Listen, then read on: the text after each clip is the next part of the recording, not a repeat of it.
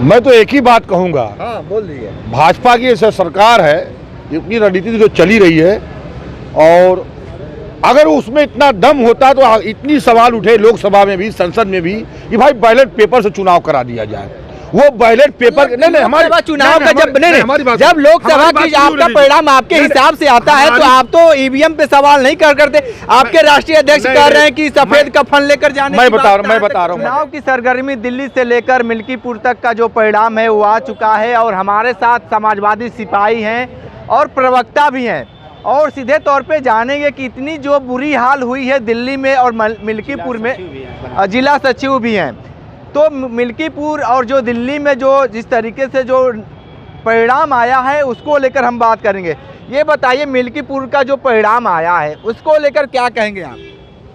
कोई भी उपचुनाव जो होता है अमूमन ज़्यादातर वो सरकार का ही चुनाव माना जाता है, लेकिन भाजपा कहीं हमको चुनाव लड़ते हुए नज़र नहीं आई। हम लोग भी रोज़ वीडियो और वहाँ देखते रहते थे, और चुनाव प्रचार भी हम लोग किए वहाँ पर जाकर।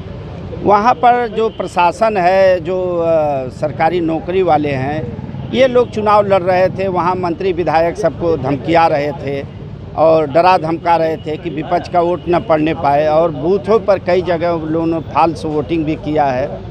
तो वैसे भी तो उपचुनाव सरकार का ही होता है, लेकिन इन लोगों ने उसको अपना प्रतिष्ठा बना लिया।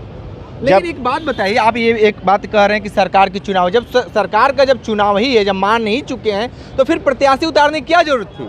नहीं, हम लोग छोड़ने वाले नहीं हैं, हम लोग सरेंडर करने वाले नहीं हैं। हम लोग समाजवादी हैं, हम लोग समाज के लिए, आम जनता के लिए समाज में संघर्ष करते हैं, उनके आवाज़ को उठाते हैं। जो भाजपा की नाकामियां है जनता के प्रति, जो जवाबदेही है, हम लोग उनके आवाज़ को बंद करके समाज में खड़े होते हैं। जनता हमारे साथ है। लेकिन एक बात बताइए, दिल्ली का जो परिणाम आया है उसको लेकर क्या कहेंगे आप? दिल्ली का चुनाव से हम लोग का लेना देना नहीं, वो आम आदमी। लेकिन आपके जो राष्ट्रीय अध्यक्ष थे वो तो अपना दिए थे, मतलब समर्थन तो दिए थे ना? हम लोग केवल समर्थन दिए। दिल्ली का सिचुएशन दूसरा है। 27 साल तक भाजपा वहाँ नहीं रही। ये झूठ बोलने वाले लोग हैं, और झूठ बोल करके हो सकता है कि कुछ समय के लिए आ जाएं। 27 साल पहले भी भाजपा रही, वहाँ की जनता ने उनको नकार दिया। वहाँ नगर निगम में भी भाजपा की सत्ता नहीं है, लेकिन नगर निगम में बहुत दिन तक उन्होंने मेयर को नहीं बनने दिया। सारा बेईमानी का वो लोग खेल करते हैं। केंद्र का सरकार है, जिसको चाहे उसको जेल में डाल देते हैं, जिसके चाहे चरित्र को बिगाड़ देते हैं। जिसके अपने नेता जितने भी उनके यहाँ चोर, माफिया, गुंडा, बदमाश, जितने भी भ्रष्टाचारी हैं, सबको वो संत बताते हैं। और दूसरे पार्टी के जो है अगर के संत भी है तो उसको जो है कि उसका दुष्प्रचार करते हैं, उसके चरित्र का जो है कि हनन करते हैं। बिल्कुल। क्या कहेंगे भाई आप मिल्कीपुर चुनाव को लेकर? मैं तो एक ही बात कहूंगा। हाँ बोल दीजिए। भाजपा की ऐसा सरकार है, इतनी रणनीति जो चली रही है, और अगर उसमें इतना दम होता तो इतनी सवाल उठे लोकसभा में भी, संसद में भी, कि भाई बैलेट पेपर से चुनाव करा दिया जाए।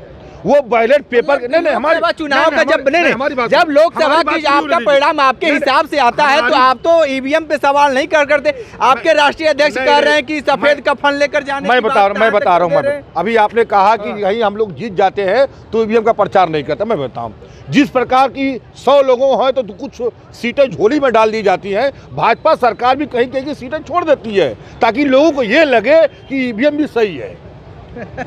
ईवीएम भी सही है। अगर ठीक वो जीतते हैं तो वो क्या कहते हैं कि बैलेट पेपर के नाम से क्यों आगे भागती है सरकार? क्या कहेंगे आप? हम तो मिल्कीपुर में प्रशासन की जीत है। जनता ने जिताई है सपा को, लेकिन प्रशासन ने जबरदस्ती गलत वोट डलवा के जीत गई है। ये चुनाव आयोग का पूरा गड़बड़ है, इसलिए राष्ट्रीय अध्यक्ष ने कफन भेद किया। ये बताइए, जो कफन वाली बात है, अब उस पर बहुत सारे प्रतिक्रिया आ रही है भारतीय जनता पार्टी के नेताओं द्वारा, आप क्या कहेंगे? देखिए, कहा जाता है कि आत्मा अजर अमर है और शरीर जो है नश्वर है, ये ख़त्म हो जाती है। लेकिन यहाँ चुनाव आयोग का शरीर ही बचा हुआ है और आत्मा मर चुकी है।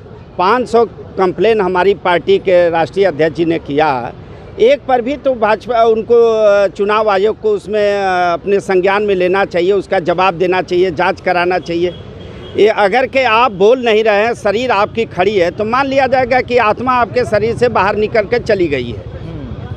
तो चुनाव आयोग मर चुका है, तो अब उनके लिए बचा केवल सफ़ेद कपड़ा। सफ़ेद कपड़ा। ये बताइए, मिल्कीपुर का परिणाम जो आया है उसको लेकर क्या कहेंगे?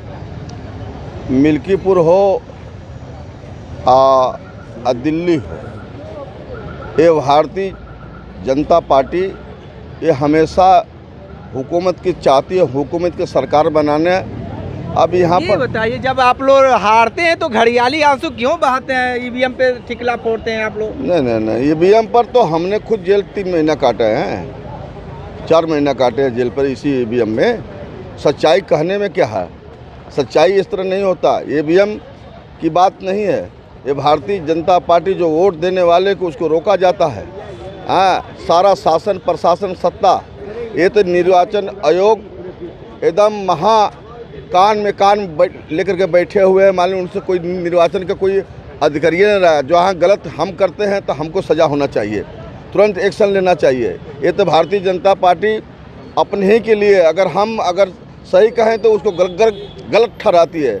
ये उपचुनाव हो रहा है 2000 सेक्टर नंबर 2 में, आपके समझ में, हीरा मौर्या बोल रहा हूँ, आपके समझ में आ जाएगा। ठीक है। तो आप देखिए किस तरीके से, एक आखिरी सवाल ही है कि अब तो मान लीजिए कि दिल्ली का भी, मिल्कीपुर का भी परिणाम आ गया, अब रणनीति जो 27 का जो है वो अब कैसे बना पाएंगे आप लोग? देखिए, अगर के देखा जाए लोकसभा के हिसाब से तो 44 सांसद इंडिया गठबंधन के जीते हैं। 44 का अगर के 5 में गुणा कर दिया जाए तो 220 विधानसभा हमारे हाथ में जनता ने दे दिया है। जबकि चुनाव में इन्होंने धनबल का, बाहुबल का, गुंडा बल का, प्रशासन बल का सारा बल इन्होंने दिखा दिया। यहाँ तक से कि प्रधानमंत्री जो पिछले 19 में 4,79,000 वोट पाए थे और यहाँ आ करके बनारस में कहते हैं कि मैंने बहुत विकास किया, 1,52,000 मात्र जीत करते हैं। जबकि समाजवादी पार्टी का कैंडिडेट नहीं था। अगर के हम लोग खड़े रहते अगर के मैदान में तो सोचिए क्या होता। चलिए ठीक है, तो आप समाजवादी पार्टी के लोगों की बातें सुने, ग्राउंड जीरो से रिपोर्ट कर रहे थे, तो हमारे साथ बने रहे कांडी बनारसी के साथ। हमें दीजिए इजाज़त, नमस्कार।